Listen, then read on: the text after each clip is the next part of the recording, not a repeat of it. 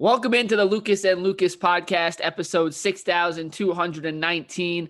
Alongside Lucas Frankel, as always, I'm Mike Lucas. Before we talk any sports, Frank, Bruce Springsteen and Barack Obama started a podcast. So are we not the most famous podcasters from New Jersey anymore?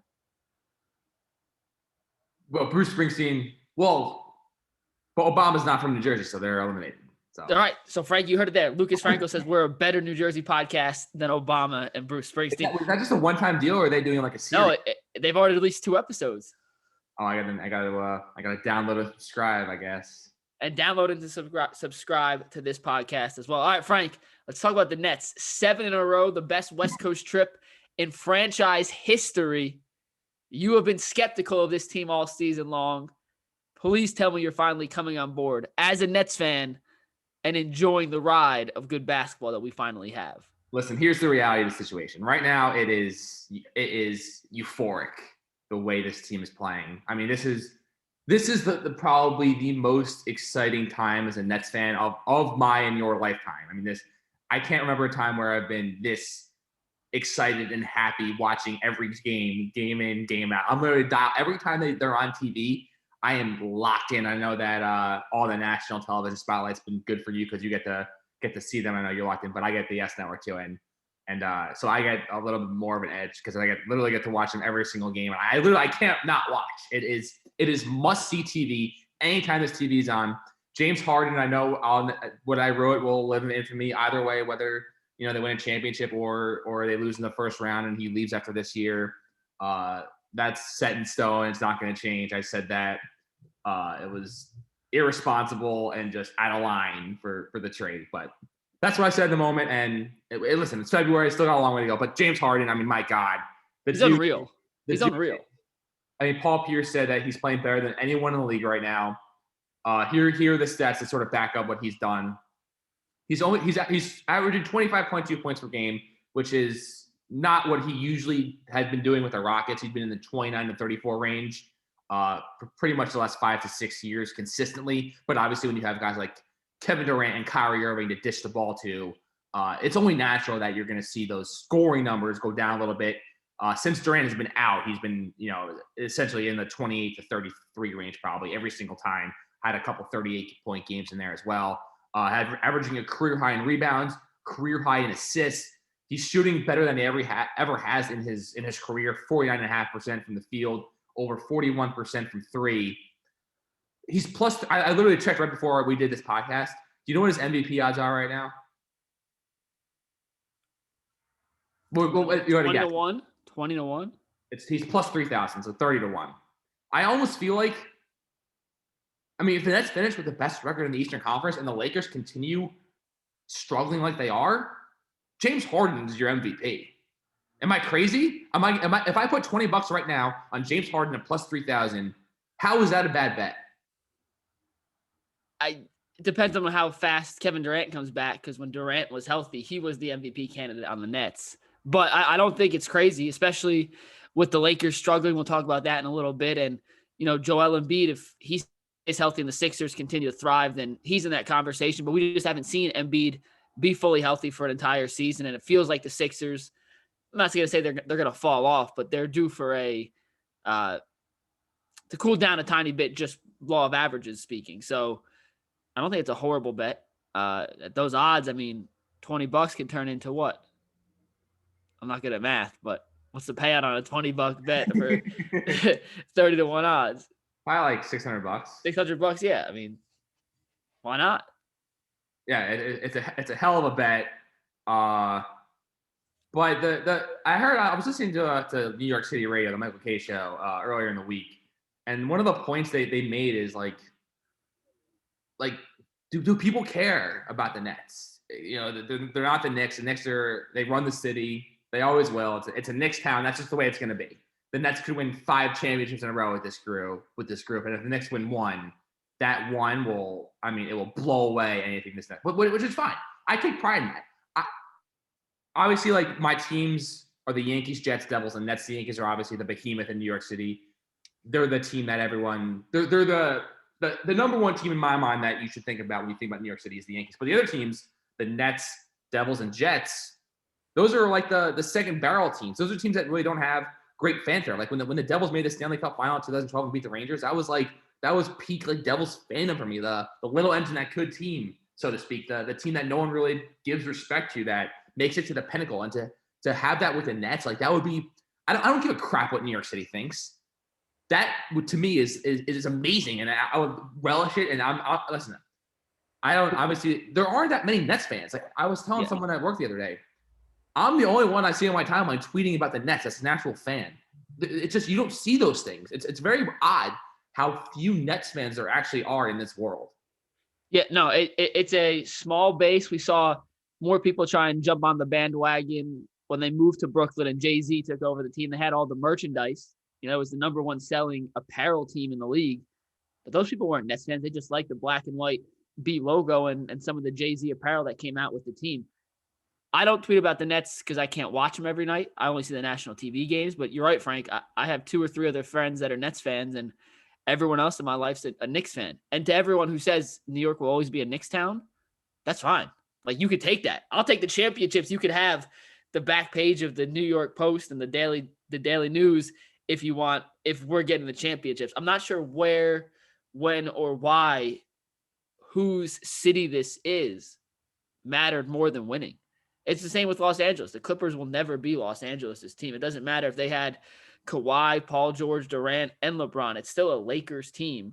And yeah, when the Lakers, even if they're not as good as the Clippers, as long as it's even remotely competitive, it's going to be a Lakers-dominated city.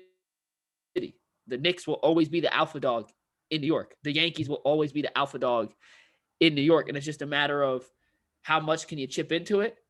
And that's good for, I guess, national brand recognition, but you don't need the local papers like you used to. I mean, the games are nationally televised. They're televised to a national audience. Who cares what the Daily News or the Post puts on the back page? But I will say, I do always look at the back page of the Post just to see the New York stories. The Nets have been the bigger story on this win streak. So I'm not saying that the tide is turning to a Nets town. It never will. But it is fun to see the Knicks in the little corner where the Nets used to be for the last 15 years since Jason Kidd and Vince Carter and Richard Jefferson broke up. And now they're getting the back page headline attention. I mean, with the like the thing with the Knicks right now is like they're like right around 500, like and they're around like 6-7 seed in the Eastern Conference, and like even like that is like has Knicks fans like over the moon. Like that it's sad. Like that is what the standard has become for the Knicks. Elsewhere in the NBA, Nets, by the way, play the Magic on Thursday night tonight. Can I add one more thing about the Nets before we move on? The fact that they're doing this without Durant, and the fact that guys like TLC and Bruce Brown, what a stud! What an absolute monster! What best center in the league, 6'4", just an absolute beast. 29 points the other night. He is. It's amazing how well he's fit in. And when the Nets play that small ball lineup of Kyrie, Harden, Joe Harris, Jeff Green, and Bruce Brown at the 5, I mean that is honestly like it's one of the most cohesive units I've seen in my time watching basketball. Trivia question, Frank, that our audience won't get, but you might. Who was Bruce Brown's early morning workout partner when he was at the U? I know he went to the U. It was Eli. Yes. So Eli Kell-Abrams, I got to give the video coordinator for the Heat, one of my best friends, some credit for turning Bruce Brown into the Nets legend he's quickly becoming. But my point is the fact they're doing this without Durant and having guys find where they can contribute off the ball offensively and defensively without Durant in only helps this team moving forward. Because when Durant comes back, they're going to be able to mix and match lineups with such fluidity and cohesion to match other teams going big, match them going small. Because I'm not worried about Durant. When he comes back, he's going to be Kevin Durant again, at least to the Kevin Durant we've seen this season. But guys, the role players like Bruce Brown, like TLC, Harris has been unbelievable. Shamet played really well down the stretch the last couple of games. And they got Shumpert and Roberson in there now too. Like these minutes they're getting now, I think are going to prove exponentially valuable down the stretch. And the fact that they're winning these games without Durant, you add in maybe the best pure scorer in the NBA, and I just don't know how teams are going to slow him down. I don't know how teams are going to slow him down in a 7-game series. Yeah, and in the grand scheme of things, it's just a matter of can you get enough stops when it matters most. And I think when push comes to shove, they will find a way to step it up defensively. They've played better defensively. Yeah, they've been playing in this stretch. Yeah, it was just when it's not Cleveland on a Tuesday night, this team decides, hey, we should try a little bit on defense, and they seem to win. Elsewhere in the NBA, very interesting comments I saw on Thursday morning from Celtics CEO and Governor Wick Grusbeck about Kyrie Irving. He said, quote, "We had hoped Kyrie would stay forever and lead us all the way. That change touched off a lot of stuff because he left. A bit of a domino effect," which is just staggering to me. Because when Kyrie Irving left the Celtics, I feel like they had a duck boat parade around the city. It was bigger than any Patriots or Red Sox celebration I've ever seen. They were just over the moon that he was gone because he was the reason for all their problems. And then last year they make the Eastern Conference Finals. We're on the brink of making the NBA Finals, and now their CEO is blaming their struggles this year on Kyrie leaving. I mean, how tone deaf can you be? I mean, that is just one of the most ridiculous things I've ever heard. You spent all last season crediting how well the team played because Kyrie wasn't there. And now that Kyrie is gone, he is now over a year and a half after he left. Now he's all of a sudden the problem. I mean, it's blasphemous, honestly. And I can't believe that guy has the nerve to make those comments when last year was all about the Celtics are great because Kyrie's not here. And now you're trying to change the narrative. Get over yourself. Well, you see what Kyrie is now compared to Kemba Walker, and that's the difference. And you look at Kyrie and his ceiling when he's locked in, engaged, and accepting his role of whatever that entails, because clearly he wasn't up to the challenge of being the guy in Boston. And now you have Kemba, who, from all accounts, great guy, great teammate, but is maybe 40% of what Kyrie is at this stage because he's not healthy. And look how far the ceiling's dropped on this team. Him healthy last year, their Eastern Conference Finals. Kemba hurt, they're below 500. So I don't think the comment, I think it's in poor taste because you're right. They pretty much celebrated when Kyrie left. They did everything they could to get him out of town, but he has a point. I don't think he's totally wrong. Oh, he's wrong. I don't think like he's wrong. Here's where they messed up. Well, listen, I will never feel bad for the Celtics after the many years of humiliation and embarrassment they put me through after the Pierce, KG, and Jason Terry trade. That basically ruined me watching basketball for probably a good 7-year run, honestly.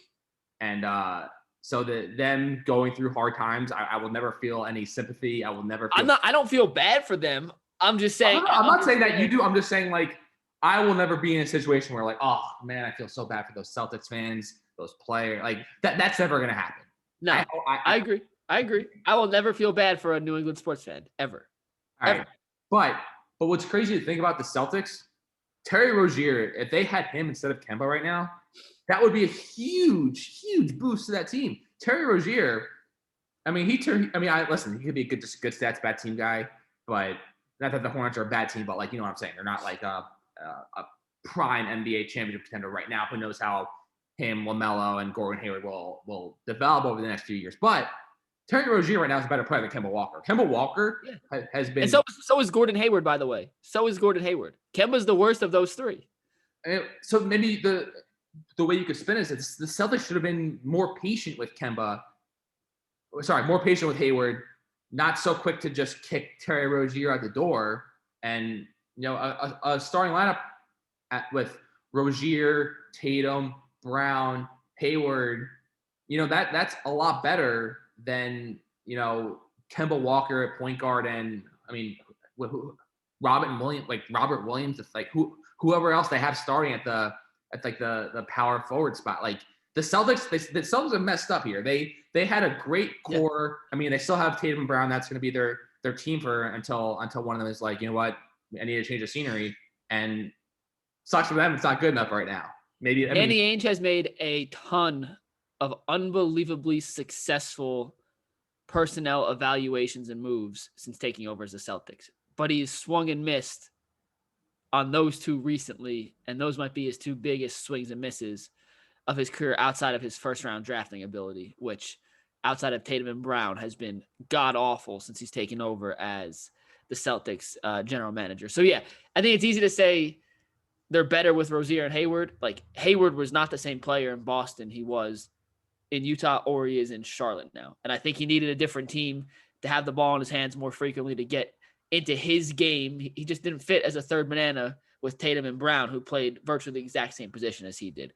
Rozier needs the ball. He's a score-first guard, similar to the role Kemba plays, but we saw Kemba dominate, or not dominate, but put up these unbelievable numbers in Charlotte because it's a bad team and no one else needs the ball. Rozier's doing the similar thing. So I don't think those players necessarily replicate their production in Charlotte that they would if they were in Boston this year. But I do think Danny Ainge is on the wrong side of this one, where he has the highest, or I guess Gordon got more money, but he has Walker, and I think Walker's the third guy you would prefer out of that trio. In his current, if he's healthy, it's a different story, but he's not healthy right now, and I think you'd take Rozier and Hayward over him if you were, picking teams in the playground. Yes or no? Do they fire Brad Stevens at some point before the end of the season? No, he's too good of a coach. Okay, I stand by it. All right. So elsewhere in the NBA, real quick, Lakers 4 straight losses. Things seem to be spiraling a little bit for LeBron and company since AD went down. AD's still going to be out another 2 to 3 weeks, so he's not coming back anytime soon. Mike, you're going to give a panic meter right now for the Lakers? What would it be at? A 2. And the only reason. All right, hang on. All right, I agree. Listen, it's a regular season for the Lakers. They just wait, hold on. You're gonna ask me, and then when you agree with my point, we basically agree. So we're just gonna move on. Yeah, listen, they proved they could flip the switch last year. I'm not worried. The only thing to be worried about is, can Davis come back healthy? That's the only thing to be worried about. When he comes back, they're still the best team in the league. All right. So there was a report this morning from Pro Football Focus Thursday morning that Russell Wilson's campus broached the Seahawks about a potential trade. We've been hearing these whispers for a long time. I guess who knows what this means, or it just could be, Russell Wilson trying to put pressure on the Seahawks to improve the team, basically, and give them some protection and additional weapons on the offensive side of the ball. But if you were the Jets or you were a team, price is the same. You had to pick one guy, Russell Wilson or Deshaun Watson. Who would you rather have as your starting quarterback? I would not be upset with either, but I'd rather have Watson for the same price. He's 10 years younger, or 9 years younger, if my math is correct. And I don't know if we realize how good he was last year in Houston with literally nothing else going his way. They had horrible coaching, horrible management as far as getting players around him to succeed, a horrible offensive scheme. They traded their best receiver for a running back and then refused to use play action, which he was literally set up to fail, and he still put up one of the highest graded PFF seasons in football history. So I don't think you go wrong with either. I think Wilson has a better track record, but I also think we know at his best what Wilson is. I don't think we've seen Watson at his best, and I would take Watson. He's younger. Pretty much, if they were both 25, I'd probably go Wilson, knowing Watson is still entering his prime, and I think we've seen the peak of Wilson. He still may have 4 or 5 years left in that peak, but we know what his ceiling is. I take Watson. What about you? It's hard. I mean, Russell Wilson, it's weird. Like through the first 10 weeks of the season, he was the unequivocal MVP of the league. He was playing the best out of any quarterback in the league. The Seahawks looked like a complete juggernaut in the NFC. And then all of a sudden he hit a wall. Not really sure what happened there that sort of changed things, but he all of a sudden looked mortal and never really was able to get out of that funk. I feel like in a situation where Carson Wentz with the Colts is set up to be a freaking superstar. A superstar with that offensive line, with Jonathan Taylor, Naheem Hines, and Marlon Mack at the running backs, and then Pittman and T.Y. Hill. They are just they might be the most, aside from the quarterback position, just the most complete offense in the entire league. Better, obviously quarterback aside, but in terms of just offense top to bottom, they're right up there with the Chiefs. Obviously, Travis Kelce probably is the best offensive player out of all those guys overall. But in terms of an offense as a whole, top to bottom, offensive line, running backs, receivers, tight ends, the Colts are probably the most complete offensive unit in the league. And we see so many times where if the supporting cast, like Aaron Rodgers, Aaron Rodgers should have 4 or 5 championships, but the supporting cast has just been unable to be sufficient enough to get him where he needs to be. And you saw once Brady goes from a doormat situation in New England to a team that actually has, a good offensive line and a defense that, with unbelievable playmakers and receivers, like he wins a Super Bowl. And Russell Wilson, I mean, it's just not good enough. So if he was able to go to a team like a Brady, I think Russell Wilson saw what Brady did and was like, man, like if I just had more help, like I would win with my eyes closed, basically. And I think that's what he's thinking. I don't know if listen, the Jets are hopeless, so I can't say that if they and any of those guys with the Jets, like their fortunes would change, because especially when you hear these trades, they're giving up so many picks, they're gonna want players that start, whether it's a Quinn Williams, who I'd be. That one really hurts, is the possibility of having to trade Quinn Williams, who could be one of the best defensive linemen in the NFL starting next year. He may already be there. It's obviously Aaron Donald one, but right behind him is Quentin Williams, who's a freaking stud. So as much as as excited as that would be, man, you're really struggling with those allergies in Texas. You go from I'm literally dying, man. I'm sorry. I don't know if you guys can tell, if anyone watches this, how puffy my eyes look and how itchy they are, but I'm sorry, dude. It's killing me. But yeah, Quentin Williams is a stud, and I would hate to, as much as it would pain me to see him go, obviously getting a franchise quarterback in there, something that I'm just dying for over 50 years is, I mean, you can't put a price on that. But well, wait, can I ask a question about that? So I heard Simmons on his podcast with Kevin Clark yesterday. They were asking, what is too much to give up for a elite franchise quarterback?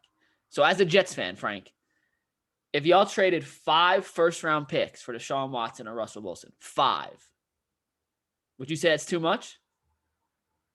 I mean, the reason why I'll probably say yes is because then you can't build a sufficient supporting cast. Those quarterbacks are only as good as the play. I mean, there are a few exceptions, but you got to have a supporting cast. You got to be able to give them, some. I mean, it's hard to say. I thought it was an interesting conversation though, because 3, you're like, oh, do it. 4, They said the conclusion they came to was 6 was too much. 4 to 5, it depends on the fan whether they'd be in or out on the deal. And then everything else was circumstantial. Like 3 was not enough to get in return. 4 was so. If you got think about Mahomes, would you trade 5 first-round picks for Mahomes? I would pay 10 first-round picks for Mahomes. so he's, if you have that guy. So here's the downside. Russell Wilson appears to have regressed. That's why I get cause for pause for Russ. Deshaun Watson, as great of a talent as he is, I've never seen him reach the pinnacle or come close to reaching the pinnacle. You got to have some sort of track record here of MVP, Super Bowls in order to warrant, past the 3 or 4. The max I'd give up for probably Deshaun is 4. That is anything above that I think is way too much. 3 I think is the right number, but I'm not. So that's easy for me to say. I'm not the one trading him. It's an interesting discussion, and the horrifying part is no one knows what Jack Easterby is doing in Houston. So the price could be 4, it could be 38. I'm glad you're putting on that hat, Frank, because I wanted to bring this up. First and foremost, you had mentioned you were going with the TB12 method and getting the apparel. You posted the picture on Twitter, and props to you. You looked good, Frank. You looked skinny. Looked like you were in shape. Maybe the TB12 diet you'd been on for a while. Who knows? I do think it's an act of treason to your Jets, and I do think it is punishable in an American U.S. law of court. But it almost feels like the villain teaming up with another villain. And you are, in my life, the sports villain teaming up with my biggest professional sports villain with you on the TB12 method now. So A, have you started? And B, do you feel more like a winner now that you're wearing the gear nonstop? I have not started, but I really want to. I mean, listen, you see what Tom Brady has done? The dude is going to be 44 years old, and he just led a team to the Super Bowl when everyone thought he should have retired 6 or 7 years ago. Antoine Winfield Jr. is the son of Antoine Winfield, who I don't even believe was in the league when Brady entered the league and retired 9 or 10 years ago. And now his son is the starting safety on the team Brady just led to the championship. People need to understand how crazy what TB12 is doing. how old he is compared to everybody else. There's no one else even I don't believe there's anybody left from the 2000. I believe Ben Roethlisberger is probably the next oldest player in the league that's left from the 2004 draft, and he was drafted 4 years after Brady. Brady is he might as well be a Willie Mammoth compared to everyone else still playing in the league. I mean, he could be most of the people in the Buccaneers fathers. It is silly what he's doing, and to not have the utmost respect and admiration. And when I wear this hat and I wear this shirt, I feel a sense of that is who I aspire to be, is being someone like that who can just defy the odds and silence the critics, and the amount of doubters and people that didn't think that he'd be able to do this, that he's constantly facing, and the fact that he just goes out there and just not only shuts them up, but just obliterates them and kicks them down the curb, and is I'm going to do what I want. I'm going to do it my way, and I'm going to win. Watch me.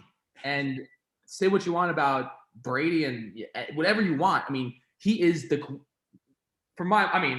what he did this past February, a couple weeks ago, winning the Super Bowl at age 43 is one of the most remarkable feats I've ever seen. 7 Super Bowls. No other athlete in the history of sports will ever get to 7 Super Bowls. No other quarterback, I should say. There might be one of those Robert Horry situations where guys get 5 or 6 because they're bouncing around from team to team. But to see what this guy has done, and to see the impact that he makes on the team, in a blink, the Buccaneers have been a doormat franchise, obviously aside from that one Super Bowl year, for basically their whole existence. Brady walks in and boom, they win the Super Bowl. I mean, the Patriots, he leaves the door and they're under 500 and miss the playoffs. He is the most impactful NFL player I have ever seen in my lifetime, and I just have so much respect and admiration for him. I can't not with a good heart wear the apparel, because that's how much I respect his greatness. Thank you. No, I was being completely sincere when I said you actually looked good in the pic, Frank. I know you were trolling everyone on Twitter by posting a selfie, but actually, to your credit, it fixes your hair. So keep the hat on. No, I mean, the truth is Brady's unbelievable. I like the guy, and I actually like him more after seeing what he did in Tampa and seeing how he was able to finally let loose and kind of enjoy the process instead of being so buttoned up like you have to be in New England. He's elite. I mean, there's not a lot we could say about him that A, hasn't been said, or B, is new analysis, because he's been around for 20 years. And when you're around for 20 years, everything's already been said. So I want full reports back from you on the TB12 diet. I do, honest to God, believe you should start it and at least test it out and see if it's sustainable.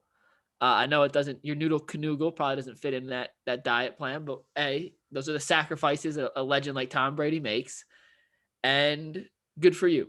I'm happy for you that you found solace in Tom Brady. I really wanted to buy a pliability shirt, but it was $50. I can't with a good heart waste $50 on a shirt that says pliability. I would have paid $20 for it, but 50 was a little extreme. But I really wanted a pliability shirt because it's a hilarious term. Before we go, obviously the big news throughout the sporting world over the past few days was Tiger Woods involved in the car crash.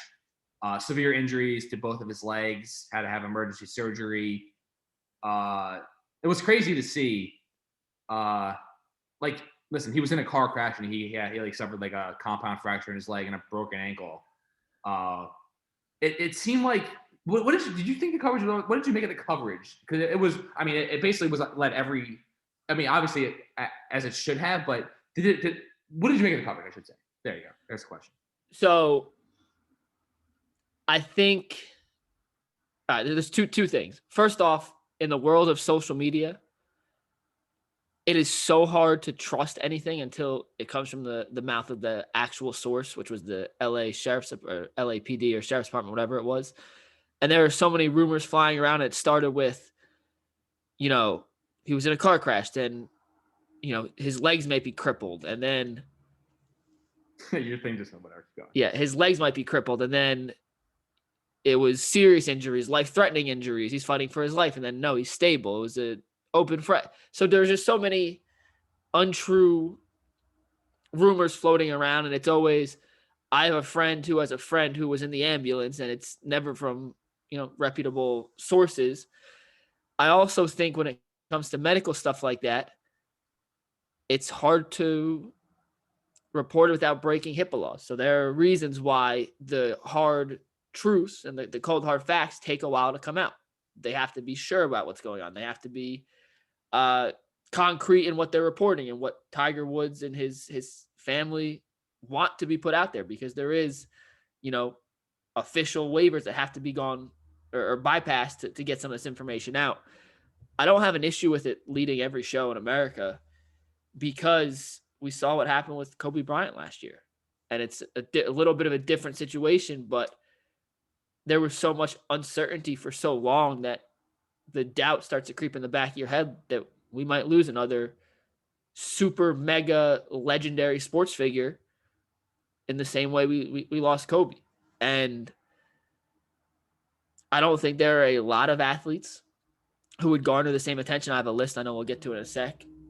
If they were in a car crash, it would be that similar. But I think Tiger's on the Mount Rushmore of the last 20, 25 years of the single most influential athletes across all sports. So when a guy like that is in a car crash and you see the visuals and it looks horrific, and then you hear some of the reports flying around Twitter and you're not sure what to believe, that was that was a story that garnered the most public attention. So I don't have an issue with shows leading with it. I just wish people would refrain from reporting on rumors they heard from a friend's friend to try and gain clout on social media. Yeah, my first thought when I first saw that picture of the car and the term "jaws of life," which I knew what that was, so it didn't affect me as much because I did a story on that in Tennessee. But if you didn't know what that is, then you're thinking like jaws of life, and you think it's like, oh my God, if they didn't use the jaws of life, he would have died in like 5 seconds.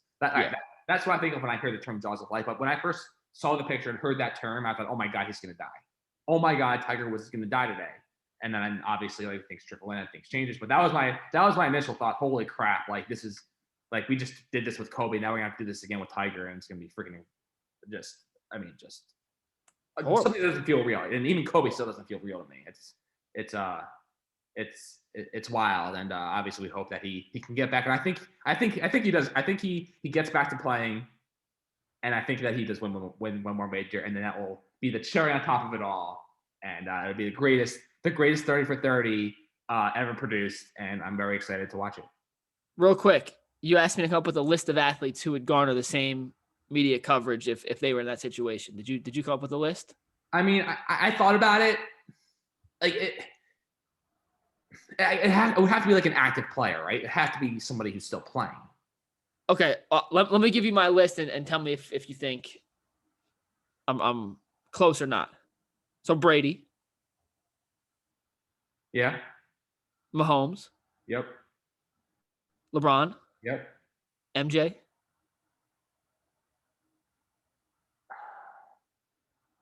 In a car crash, is assuming that he's still alive.